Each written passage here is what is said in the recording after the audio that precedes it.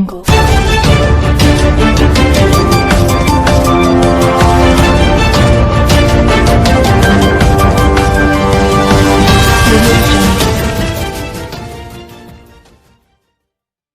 वालेकुम। Asia 41 news के साथ मैं हूं आपकी मेजबान मुतरबा यूसुफ।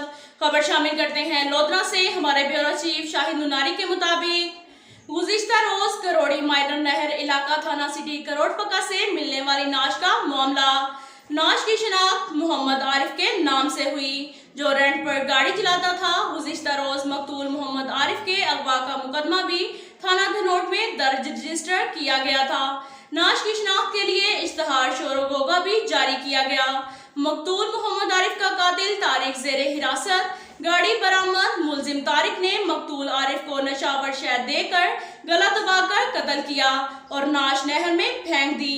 ऐसे दरिंदे सिर्फ इंसान का आज़ाद मुआशरे में रहने का कोई हक नहीं।